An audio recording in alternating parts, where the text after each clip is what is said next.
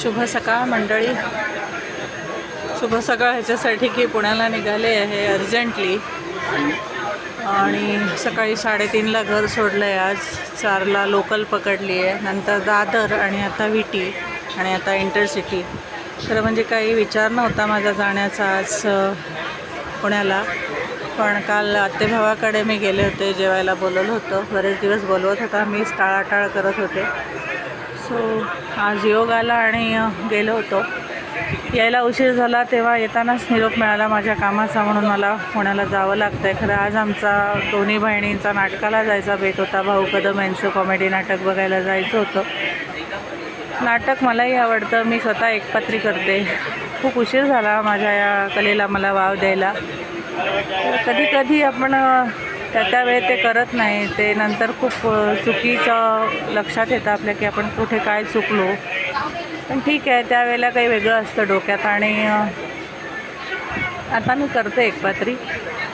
माझ्या आत्तेभावाकडे काल जेवायला बोलवलं होतं. मग आमच्या भाभीनी, मी भाभी याच्यासाठी म्हणते की ती मद्रासी आहे. माझ्या दादाचंही लव्ह मॅरेज आहे, माझ्या आत्याचंही लव्ह मॅरेज आहे.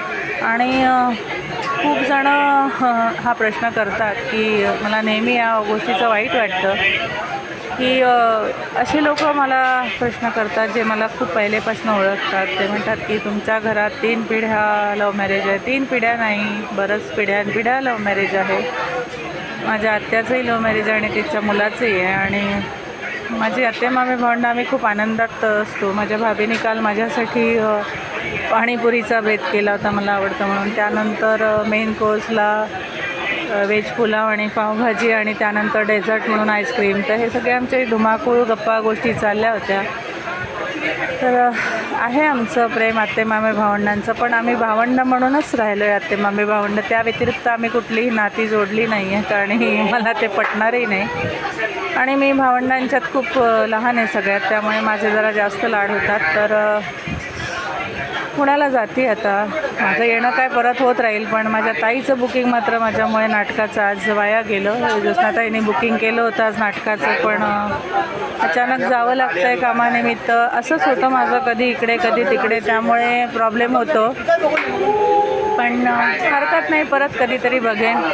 नाटकं बघत असते, आवडतात. आणि त्यातून माझी भगिनी माझ्याबरोबर असेल तर आणखीनच छान. तर असं आजचं माझं सकाळचं तुम्हाला दर्शन आहे. ॲक्च्युली पहाटे पोस्ट टाकली होती लोकलमधनं, पण मी म्हटलं तुम्ही म्हणाल काय भयंकर प्रकारे ज्योती एवढ्या पहाटे. हो, 3:30लाच मी घरातून बाहेर पडले. मागची बाई एवढी कर्कश माझ्या कानाशी ओरडते की काही विचारू नको, तुम्हाला ऐकू येणार नाही. तर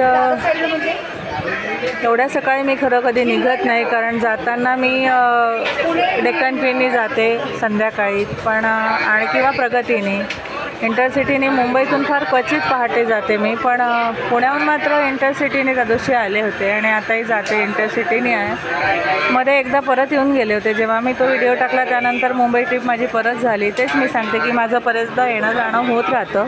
तर मंडळी फार लांबवणार नाही मी. घाटात जर मला आज तुमच्या नशिबाने व्हिडिओ काढता आला तर मी काढेन नक्की, पण तोपर्यंत दिवस असेल उजाडलेला. पहाटेची धुक्याची मजा मिळणार नाही, पण ठीक आहे. तर शुभ सकाळ मंडळी. इथूनच आज करते आहे.